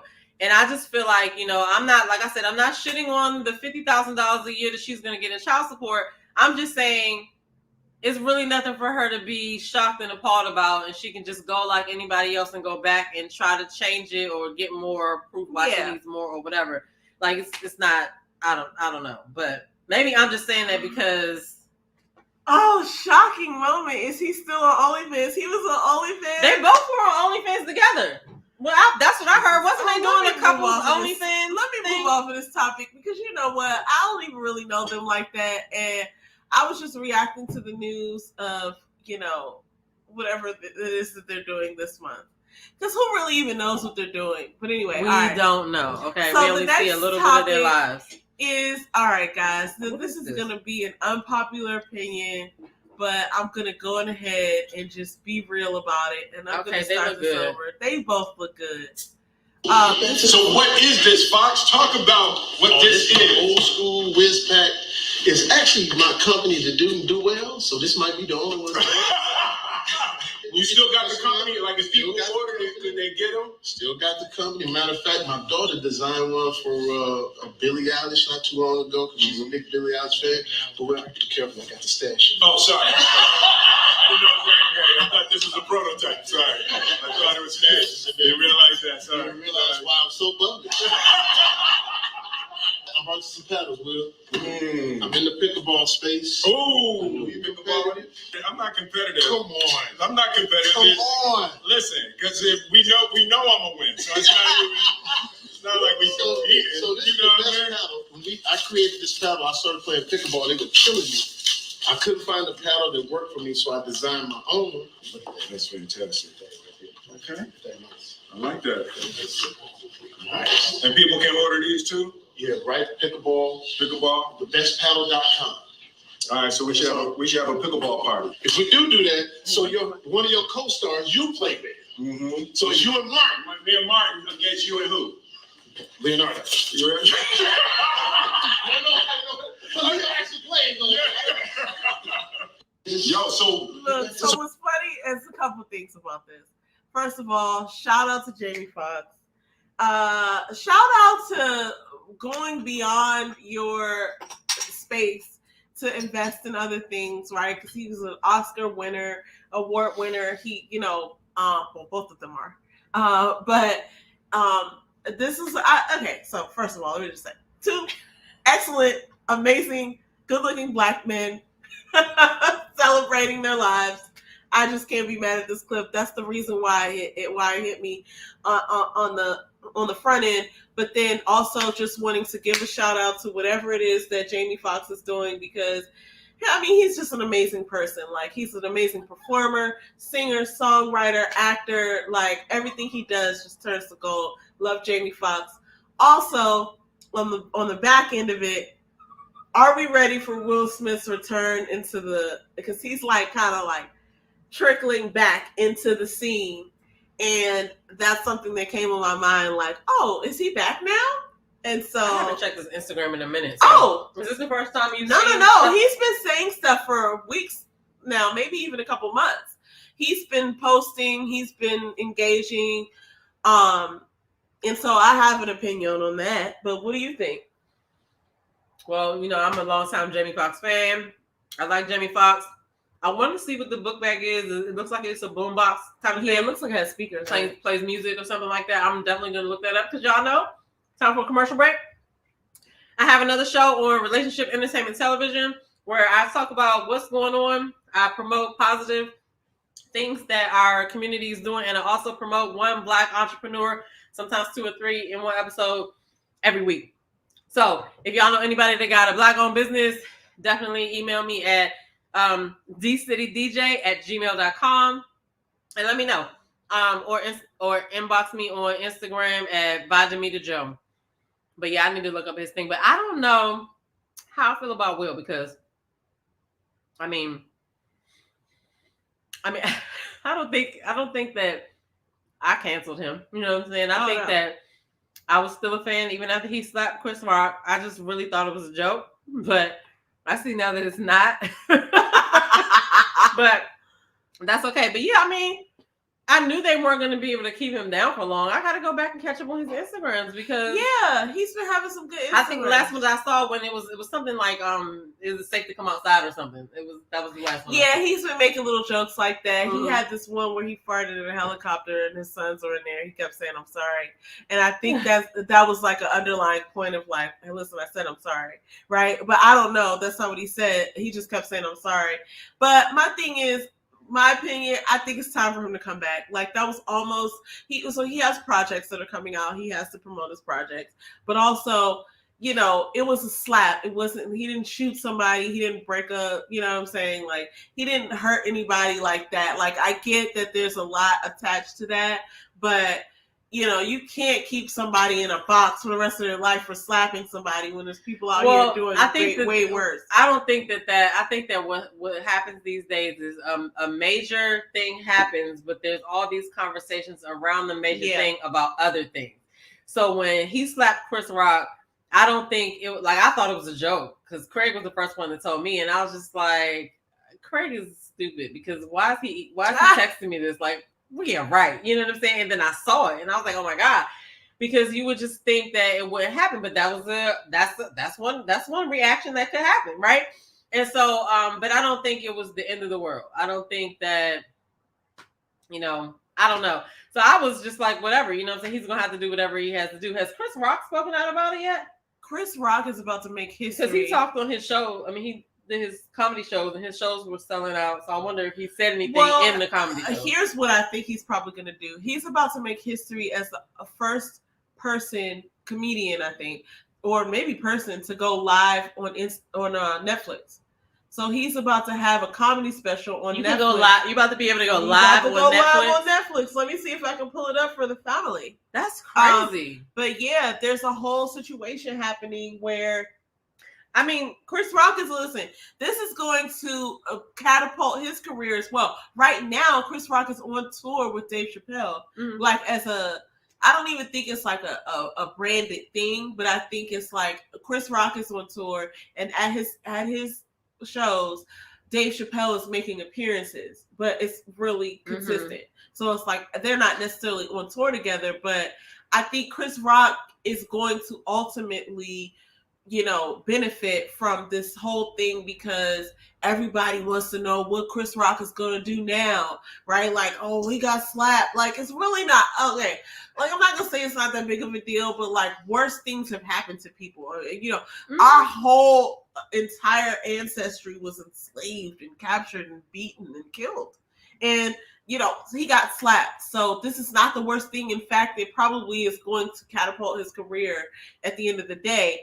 And he has all the control over that. Like he can make his own choices. He has all the say. And in fact, but I don't think that Will Smith can be like silenced or stopped in his own path either. You know what I'm saying?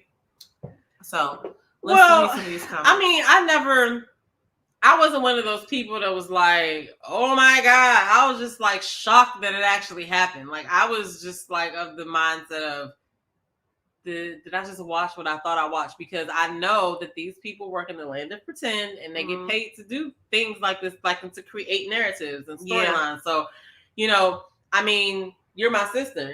If I needed to take an L for you to win and then, maybe it helps both of us in the long run, why wouldn't I do it? You know what I'm saying? I don't know. That's how I was looking at it, but I'm not letting you slap me though, but I wouldn't want to. but I mean, I think that I don't know.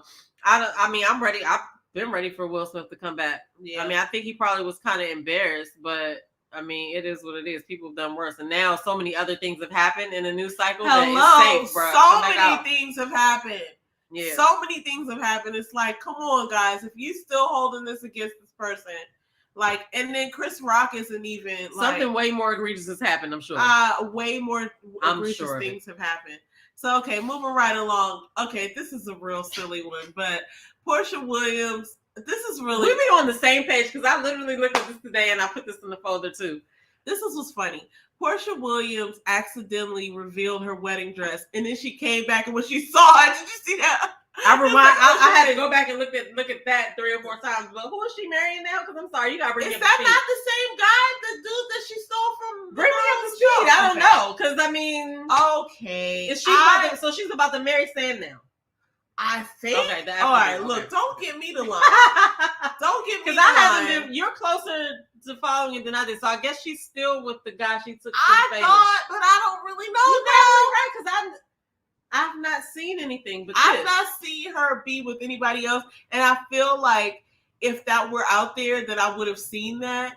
But yeah, that's what I'm saying. I don't. You know more than me because her wedding dress is red and gold, which is one thing. But like that was funny. Watch, it's about to happen right now. Yeah, okay. Let me see.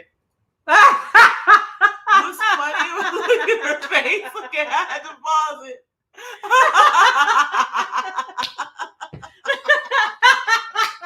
I'm so sorry, man. I cannot stop laughing at that. What's funny about this is that, like, how did you not know that? Like, if you try to keep a secret, like, you actually have the thing concealed. Like, if I was trying to hide my wedding dress, it wouldn't be, like, hanging up in my room. It would be, like, in the... But that just goes to show how absent-minded she be. Oh, my God.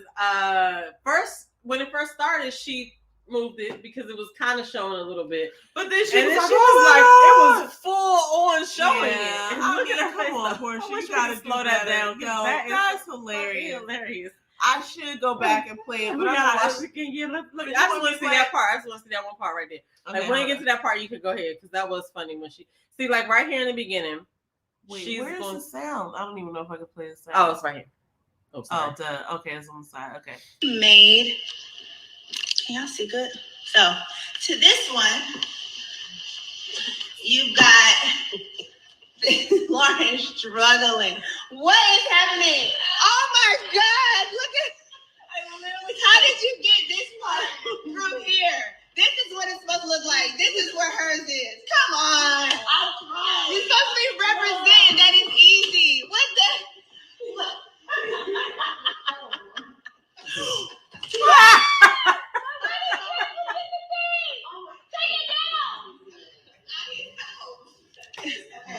This confirms what I've been saying about her all the time. She is a space cadet sometimes. And nobody would have ever known that she wouldn't have said that. If she wouldn't have, I'm not going to say that because the internet is fucking undefeated and people will be looking in the background all the time. You know what I'm saying? They probably know everything we got on this plate right here or whatever. But but not for us. But like for somebody like her, they probably would have noticed. But her reaction was fucking hilarious. So I wonder if she's going to change the dress now that it's been shown like that. Well, I mean, I don't know. You might as well just keep it. But at the same time, it's like if you were keeping it, who knows how long she's had this in the pocket. If you were keeping it and it's been like months and months and months, then your dumb ass should not have turned on. Especially if she's marrying who I think she's marrying, they have plenty of money. And she could just get herself another dress. She could get another because one. it is like the superstitious thing or whatever. Yeah, but she's not the one to be able to keep a secret like that. Clearly, in the beginning, okay, so there were two videos, right? There was one where, not two videos, but it was another part to that video where they were talking in the beginning, or maybe it was after that, but they were talking in the beginning, and it was showing a little piece, and she moved it. And then she turned the camera all the way to the dress or whatever. So I'm saying she's not the person that keeps secrets like that. She should not be allowing herself to film around the dress. She should just be like, I can't turn the phone on nowhere else because she is a space cadet sometimes. But it's okay. We'll see. Okay, so it's Sam. Okay. Okay, so that's good, I guess. Tata G said, I love me some Will. That is all. I second that. Yeah, I do too. I mean, listen, things happen, guys, and they're gonna have to resolve that. I didn't get slapped, so I have no say. But I am ready for Will to come back as a fan. And I'm a fan of Chris Rock too. We share the same birthday. He was born on February 7th, and whatever year he was born in. Yep, I read his book when I was in high school, and I realized that we had the same birthday. Okay, next story is one that I'm really super excited about because this is a podcast, and if you don't know, this show, Those Two Sisters Live Thursday nights, is also a podcast. And so you should be able to find our episodes on wherever you listen to your own podcast. You just won't be able to see the pictures, obviously. You won't be able to see us live, but we're a podcast as well. But I'm showing some love to these folks who I also love, who have their own podcast, and I'm just gonna start this over from the beginning because going through, I know it feels like the worst thing ever. I know it feels like you're never gonna get out of that. I know it feels dark. I know it feels lonely. I know you feel nobody understands. I know you feel like you won't heal. This is something you're gonna have to carry forever. Like it is worth it. You are going to look back on this moment and say, thank you, God. Thank you, God. You saw me fit and worthy enough to.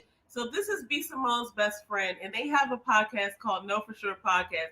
Now, they be hitting on some heavy stuff like we just watched, but this is another one that I just want to show people. Yeah, I have a fan the reason why I love them. And he was everything that I asked for. He was funny, smart, successful, with a big dick, no kids, tall and dark skin. No, the list goes on. 2 tons and a Yorkie with a pit bull and a Doberman and a backyard with a lot of land and a acres on acres, with a hot tub and a business and a company. He a CEO and a entrepreneur. No 95, so don't kiss me. Big dick with a small dog in a backyard with a pool. Champagne, little bubbly. Like, let me get it. You want to never been to the petty pop. Never been to the petty pop. Okay, I like that. And they rock that. Okay. And it's like those are just regular conversations that they be having. I'm gonna have to start watching their podcast because I do like B. Simone. They're pretty funny. But I never watched that show. Yeah, so it's the Know For Sure Pod is what they call it. Okay. And we always just like to share love and show people what's out there. So if you don't know about B. Simone's podcast with her best friend, you know, and it looks like they have the full song, which I might actually go. Yeah, I'm gonna have to go back and because I think that's so funny, and that came out of just a regular conversation that they were having. Okay, next topic. We're gonna get heavy again. This is our last topic, though. Actually, I'm mad that I picked this one, but this is from MAGA Tears. Okay, so MAGA Tears. Alex Jones, who, if you don't know, Alex Jones made these comments about the Sandy Hook families, and I think he's like a radio host or something like that. He might be a broadcaster or something, but he might have I think he used to have a news show, but anyway, don't give me the line. He was ordered, he said all these things about how Sandy Hook was a hoax and all this, and he's just been ordered, this was as of today, he's been ordered to pay $473 million more. It says, oh, okay, so he already had, and I do remember that a couple weeks ago it came out when he had to pay like 90 something million. So now he's got to pay over $500 million to Sandy Hook families because of what he said. And this is the damage of saying anything. You know what I'm saying? And so I just feel like, you know, that's crazy. It's crazy. And then imagine having to give any amount of money to somebody that you wouldn't normally give money to. Like, I'm not gonna say he doesn't like the people, but like you know, like if I got, you know, I don't want to give 473, and I'm like, now I want to know how much money he actually got, because you know what he could be doing. He could be giving some money to Erica Mena for her child support. Okay, that's not right. I shouldn't have said that. Shout out to Erica Mena and the fam. She gonna come and cuss you out, and then I'm gonna have to cuss her ass out. I mean, it's not gonna happen. Maybe we get Alex Jones. Okay, so it says better start pulling on those bootstraps. Yeah, I want to know what his net worth is. So he's already had to pay some money, and now he has to go back and pay another $473 million to the families. How much money does Alex Jones have, allegedly? Jesus. That's what I want to know, but you know, like we're in a weird space. People, you know, we have free speech, but then not so much, because people they hold certain people accountable for the things that they say or whatever. And I want to know what he said. I don't remember what he said verbatim. Well, I don't remember verbatim, but it was something to the effect of it was a hoax and it was fake. Like, Sandy Hook families didn't really suffer, like the nobody was killed or something like that. That's crazy. But, you know, and we didn't even get to, like, one of these weeks we're going to talk about Darrell Brooks. But it's like, you know, the court can only hold you. Well, I was going to say the court can only hold you so much accountable, but it's just like, I don't know if he has this money. You know what I'm saying? Like, here's the thing. But he's just going to be broke for the rest of his life if he doesn't. When you have to go to court, it's really not about, like, it's about who can prove what they're trying to prove. If you're the defense, you need to prove the defense. If you're not the defense, you need to prove your side, right? If you're the plaintiff. Yeah. I'm tripping. Anyway, but my point is, like, it's only about who can prove what. You can be right. You know what I'm saying? But if you don't have the evidence to support what you're saying, you shit out of luck. So yeah. So that's kind of like the messed up part about that or whatever, because the Darrell Brooks case, or Darrell Brooks, I don't know how you say homeboy's name, but he was the person who drove through the Christmas parade last year. And somehow, if you didn't follow that trial a couple of weeks ago. Do you want to talk about that? Because I do have some clips. Oh, okay, well then I guess we could go ahead and, if anybody followed the Darrell Brooks trial that they were televising last week, I think it went on for like 14 or 15 days, approximately. I'm not sure how many days, but I'm not sure how many days for sure, but I know it was at least 14 or 15 days. And he got rid of his counsel in somewhere in the beginning of the trial, and they allowed him to represent himself.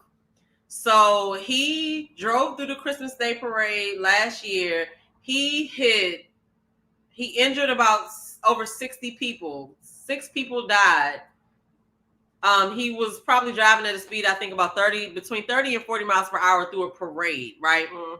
So you got dancing grannies, you got children with band instruments, you just got people who are in parades. And this was so interesting to watch because I was just like, why would they let him represent himself? I mean, it's a law. But why would they let him waste our time like that? Because she has to okay, I will say this about the judge.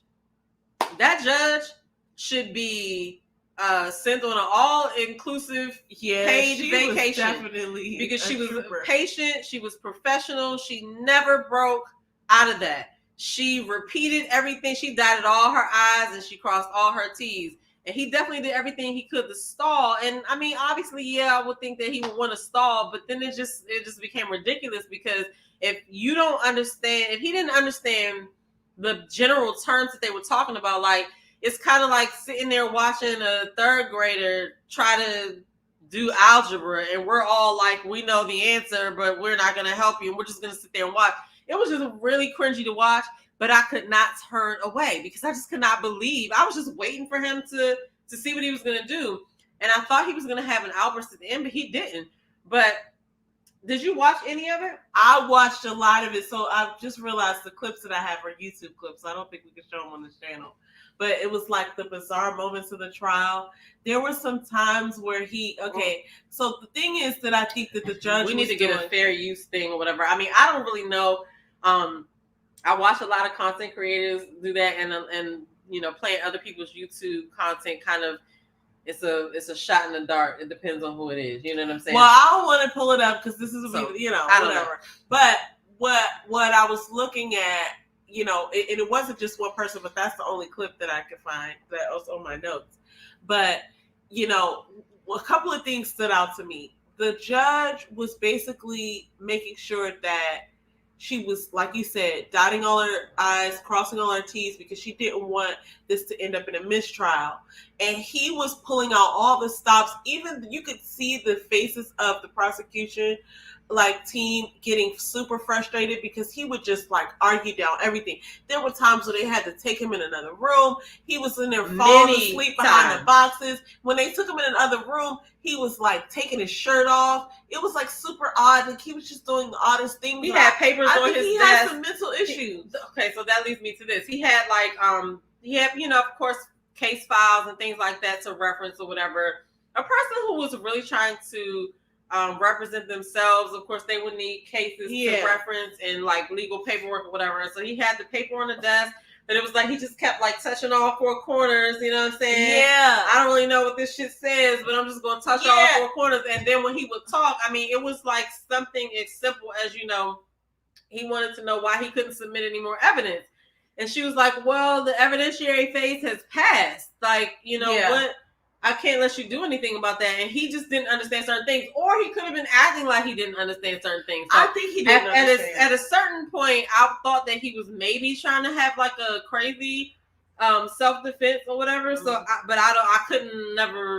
but then that brings me to the question of at what point do they say, okay, we're not going to send this person to jail. We're going to send them to a psychiatric facility. Look, they let him. I think you let go of that when you decide to represent yourself. Because they say that any lawyer that represents himself or any client that represents himself has a fool for a client. So, because I mean, even in, I definitely would never do that. I don't have a law background or whatever, but there are some people who've successfully been able to do it, right? Because they had time to study and but somehow they made it happen. I don't know any examples off the top of my head, but I'm sure somebody has.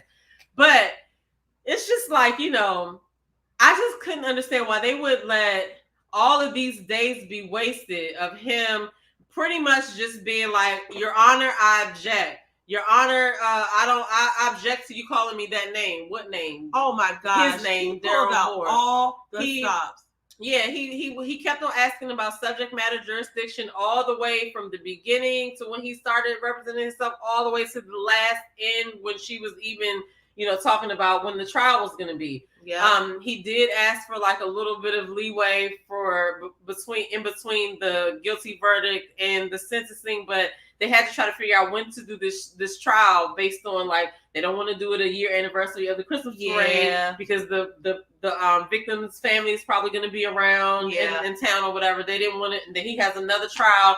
But the thing that really, really kind of let me know where he was, like everything was letting me know where he was by the fact that he was just representing himself. But he, they showed some of the video, and he got out the car. He walked. He ran for cover. He walked away from the scene or whatever. He went and he changed his appearance, and so he went to somebody's house. The person whose house he went to gave him a sandwich, which was crazy, but they probably didn't know who he was or whatever. But then they showed the footage of when the police were interrogating him, which is another thing I like to watch sometimes. Like I watch police the interrogation channels just for those videos. I be like, oh my God, this is so interesting. And it'd be funny when people try to lie. And so he was, they picked him up and for questioning. And they're asking him, so did you think that, did you see what happened? And he was like, well, I don't know. There's a lot of commotion. There's a lot of people. Like, it was something going on. It was something going on. And it was just like, oh, yeah, nigga, it was something going on. It's a fucking parade. And when you saw the video of him driving through the parade, what were you doing? But it stemmed from an argument with his ex-girlfriend or whatever, which she met him when she was a minor. And they brought that up. The prosecution brought that up. Yeah, but because they brought it up because of him. Because he had her on the stand and he was asking her all these questions. And it was just so stupid. Like, would you say you had anything to drink that day? She was like, I had one Mike's Hard Lemonade. He was like, would you say you was intoxicated? She was like, no, I just had one Mike's Hard Lemonade.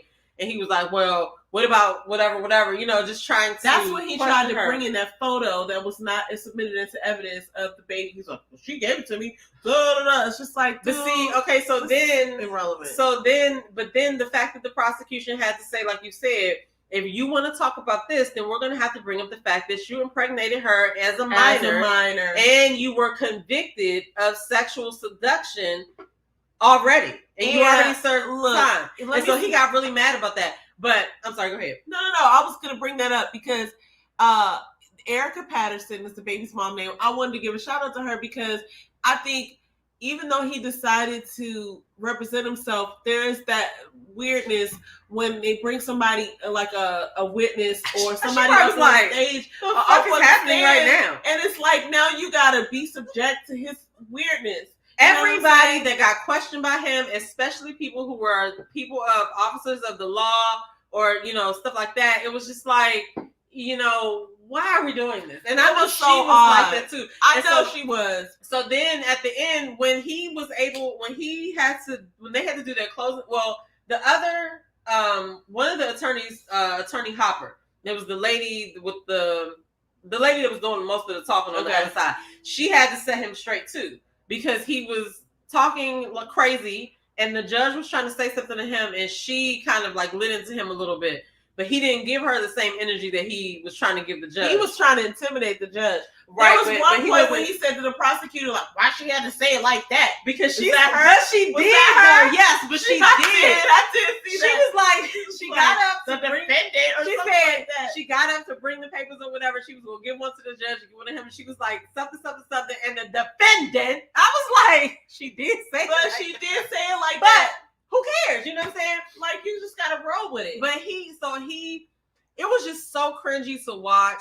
And cringy is the perfect word. The other part was, when he, when they show him questioning her, and when he said, I object to you calling me that name, and the name that they were calling him was his name, I was just like, bruh, what is happening right now? And then they would remove him. She removed him several times to the other courtroom. And I was just like, I just commended her for doing that because it took time to get over there. They had Zoom set up over there. And then he would have to hold his little objection sign up. And he was taking his clothes off. He was building forts with the boxes. It was just really crazy. And then at the end, so they, when they were going to give their closing arguments, he did say a lot, and he said he did it from the heart, right? And so he said all this stuff. He looked them in the eye. He didn't get that emotional, but he did get emotional during the trial. So it was weird that he did get emotional during his closing argument. And so he said, I'm many things, but I'm not a killer. And he said all these other things, but like, bruh, you literally killed people. So It was crazy. Yeah. So he had 76 charges. He had 76 total charges. Wow. So that's how many people he hit, probably. Or he hit. Yeah, maybe. Well, okay, almost. Maybe, no, you're right, because each charge is the name. Some of the charges are names of victims. So it was like, well, the total charges was 76, but one of those charges was for punching his girlfriend in the face. So that was an assault charge. He jumped bail. That was another charge. So he probably had like 60 something charges for the actual people. Okay, but six people were deceased. And so everybody else was just injured, but it was still he drove through a lot of crap. But anyway, so he gave his closing statement or whatever, and the jury, it was funny because he was like looking at them and he was trying to be like, heartfelt. He didn't talk about facts at all. And so then the jury goes to deliberate. Well, there was a little issue about some anonymous person going on Reddit and creating a post saying that it was all a hoax and talking about the case, and it kind of seemed like it was a jury thing, but then it kind of was like these were all things that people could have found out by watching the same thing we were watching. So she, didn't do anything about that. She pretty much was like, it's taken care of. We're not worried about that or whatever. But the jury came back the next day with the verdict, and so that means to me that it's unanimous. Yeah. Nobody was stuck. Like nobody was stuck. They didn't have any long drawn out arguments. And honestly, one thing that I want to point out, okay, so that's going to get personal, but I'm going to say that in a second. But the first thing that I wanted to point out was that he actually was a part of a documentary about a meth addiction called Crystal Darkness. It features an interview with Brooks while he was jailed in Reno, Nevada. And his statement in the documentary was this: you actually become the drug, not even a human being. That was his statement in the thing. So it's like, okay, what is that? That was something that the prosecution brought up when they talked about his maybe they never were able to bring it up because maybe it wasn't a part of the case or something. But when they brought up the idea that, like, if you're going to try to discredit our witness, we're going to have to reveal that she was a minor when you impregnated her. Duh, you idiot. And you, not only that, but you were charged and you served a sentence for that charge. Look, this was relevant to me because looking at his peculiar behavior, it makes me think that he lost more than a few brain cells while he was on that drug. But here's the thing that really blew me. And, it's about accountability. Like, he knows that he was, and I did see part of the footage of him being prosecuted interrogated with the detectives. And it's like he knew that he was I don't know. It was something going on. It wasn't. He was saying that it wasn't him in the car. And one of the things that really disturbed me was like he never said that he was Daryl Brooks. He kept saying the defendant. I object to being called that name. Odd. And there was a marching band in that crowd and dancing grannies. I just felt so. Listen, nobody deserves to be cut down like that. But one of the witnesses was like, so I never watched the actual footage. They didn't show us the actual footage. I mean, like, they showed us bits and pieces of him zooming by or whatever. But the one lady, I saw the crowd and the marching band, and then I saw his car come around. So you can put the rest of the one lady who said bowling pin. Yeah, that's what it seemed like. But then you see him at the end, and he get out, and he just, I'm saying, you think like these people are trying to do something for their community? Oh, we got the parade today. My son's in band. So I know that's exactly who I thought about, and it pissed me off. That's why I was like, this is too emotional for me to be thinking about. How do you not know? Well, okay, it could have been so many things going on, but that was one of the things he pointed out. He was like, what if the driver couldn't hear or couldn't see? What if something was wrong with the beat? He tried everything. Man, just go to jail. So when they brought the jury back, he was sitting there looking. I was like, oh, they gotta find him guilty because it didn't even take them 24 hours to deliberate. You know what I'm saying? So they she had to sit there and read every charge. Oh Lord! But he was found guilty on every charge, all 76 charges.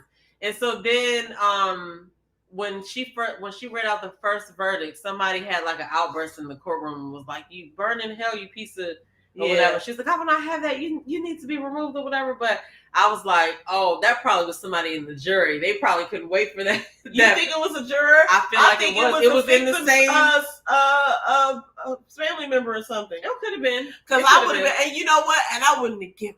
I thought it was the jury, though. If it was somebody that I loved, and it was like, I just want to say this so he can hear me, and then I'll be taken out. But, I mean, but like, you got to think, like, they've been sitting here listening to this bullshit all week.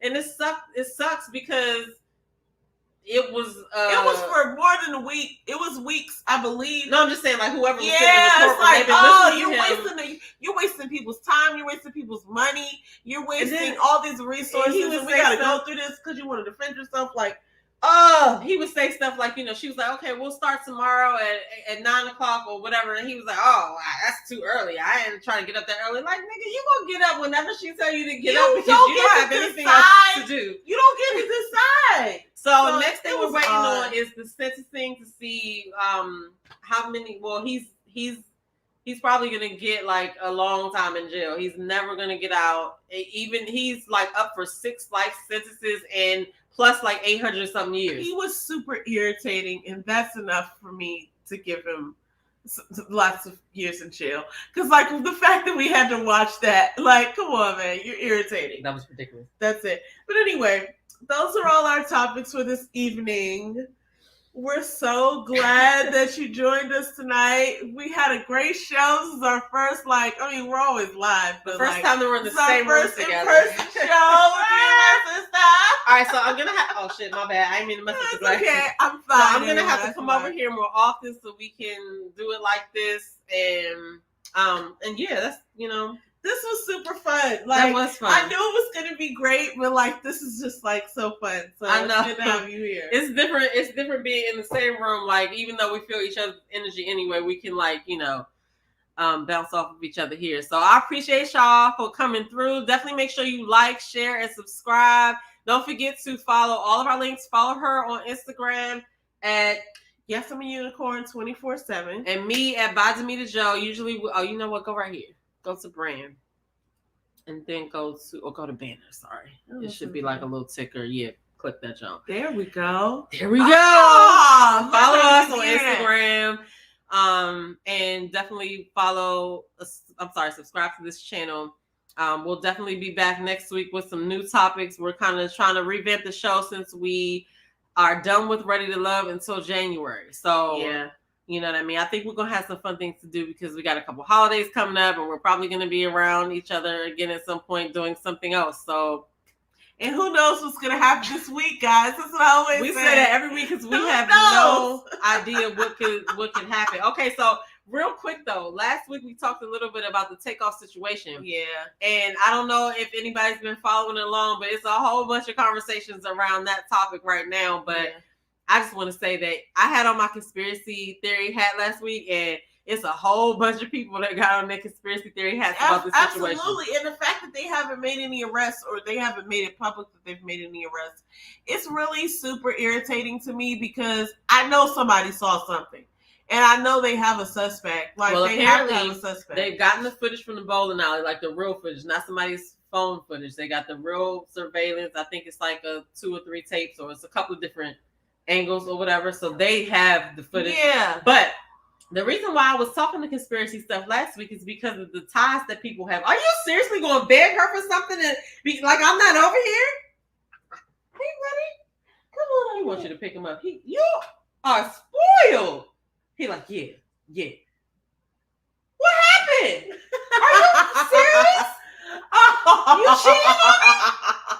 It's like, no. I got it now, guys. Anyway, no. So, we were talking about the takeoff thing, and I don't feel bad about having my conspiracy theory hat on because it's a lot of stuff that I didn't know. Like, okay, so the J Prince Sr. is and then there's Mike Prince, who was one of the people with the dreads that was driving Quavo and Takeoff around. Like they were traveling around the city when they were in Texas. He had like dreads and he was filming them like, hey, yeah, nephew, we doing this, we doing that. He has ties with the mayor in Houston. They've got a lot of pictures with him together. So it basically looks like they have ties to the police and the mayor. So like, is this situation going to be dealt with justly? So that's kind of where the conspiracy theorists come from. The conspiracy theorists come from because it's like, well, the conspiracy theory comes from on this because it's like, are we going to be getting real information, or is it going to be stuff happening behind the scenes? Like Are they? Because the mayor came out and said, "Let us handle the situation. Let us solve it," because everybody on the internet is trying to take that one or two handheld videos. They done slowed it down. They done sped it up. They done paused it. They didn't identify. Like I said, the one guy identified everybody at that party on IG. You know what I'm saying? Yeah. Because everybody's connected to something. That shows you how easy it is to find somebody. I mean, look at these internet detectives that are coming up with real, like, factual information off of a cell phone video. So, and people are saying that could have been staged, but it's just like. But then, okay, so then they're also saying, I don't know if you watched Takeoff and Quavo's newest video since they split, since Offset left them, right? They've now become their own group. They're not Migos anymore. Yeah, I forgot what it is, but the song's called Messy. In the video, they both like woke up from this bad dream and they're in the car and they're like, where we at? And what just happened or whatever. And then they kind of go through the song or whatever. And the song, they talk about contracts and stuff like that. And it looks like somebody had a choice of a contract or a gun or whatever. A lot of people were saying it was subliminally predicting his death. You know what I mean? So it's like, dang, like every time somebody that's famous like gets deleted or whatever, it's like it's always room for people to be like, well, are they really dead? Did they fake their death? So it's a lot of conspiracies about it. Like, I don't think the whole thing was fake. I think that, I mean, his mom was even there. Apparently, I've read that she was at the party when it happened. Wow. So that's really sad. And that's Quavo's sister. That's one of Quavo's sisters. Yeah, because that's his uncle. Mm-hmm. Well, it's really sad when something like this happens. I really just want them to get to the bottom of this, and we may never know, but it's one of those things that here's my thing that I want to say. People are gonna be like, "Yeah, bitch." Yeah. The fact that the footage be so grainy in these cameras, like surveillance cameras, and we getting increasingly more technological with these iPhones and things. It's like, why don't you guys switch out the surveillance cameras with iPhones so we could get really good footage of things with iPhone cameras? Well, apparently they don't. Okay, so I don't know what's true, but a lot of Android users say that iPhone cameras aren't good iPhone cameras. Oh, really? They're like the Android cameras are better than iPhones. Well, they need some new cameras. I don't know if anybody knows about that in the chat. Listen, here's my thing. If we're not getting good footage with the surveillance cameras and we have all this technology with cell phone cameras, let's switch those surveillance cameras. I don't think that was, but I don't think that's what the issue was. I think that it was the issue of knowing whether the cameras were on. The cameras have to, so the businesses, I don't know how that works, but I feel like the businesses have to be approached for the footage. Unless you just want to offer up your footage. Yeah. But if you and I had a store and something happened across the street, like, we're not just going to be giving out footage to everybody. Yeah. They're going to have to come ask us for it. They're going to have to get it. Now, if they're in cahoots, why would they go ask for the footage when they were there and they know what happened? I need them to name the suspects. I mean, like, we just need to know that. Tata G said Galaxy cameras are better than iPhones. See? And see, I'm so tempted to go back to Android, but I'm scared because I'm used to iPhone now. But it took me a long time to go to iPhone. I can't do it. But I'm almost about to do it because I want. Oh, you about to go to sleep? I don't know. Maybe. I don't know. Should I? Galaxy? That was my phone too. No, man. That Galaxy screen broke so fast. It was so disloyal. Well, see, that's one thing that I can say. Said, my husband's photos are so much better than mine. That's one thing I can say is that since I have gotten an iPhone, I've learned how not to crack my screen. So I feel like I'll be all right if I get a Galaxy. Oh, no. I don't know. We got to see. We'll see. I got to think about it because everything is all in, and it syncs with my iPad, stuff like that. Like everything. Yeah, everything's Apple. So Apple Pay. I don't know if I can go back, guys. I don't know. But anyway, thank y'all again for sticking around. Tata G looked like she hung in there for the long haul. Thank you, Tata G. I owe you like a banana or something. I don't know. Maybe something better than a banana, but that's my girl though. But anyway, we'll be back next week. Comment below. Thank you so much. And King says bye-bye. He like what? That's my guy right here. Like, you see what I got to deal with? I love him. I love him better than Buttercup. when I let her out. We're gonna see. You gotta watch Jane's channel and watch how she do Leo, because Leo sometimes she put a costume on him and she'd be like, "Oh, it's like pizza." She'd be like, "This is pizza. Pizza's upset today," or whatever. But then he comes when she brings the treats. That's his payment. He'll come and he be talking shit too. Okay. He be in the background talking shit, but she'll come and give him his treats, and then like he be like he was doing King earlier with his tail or whatever. He be doing like that to her, and he gets on her nerves too. But she has actual footage of him talking shit from the couch. It's funny. I gotta send it to you. Anyway, guys, it's been so fun. Thank you so much for joining us. Make sure you tune in next week. Make sure you follow us on Instagram. Make sure you like this video. Like, comment, subscribe, and all of that stuff. And we thank you so much for taking the time to watch us, and we'll be back next week. Yeah, we love y'all. You gotta click it twice. Bye.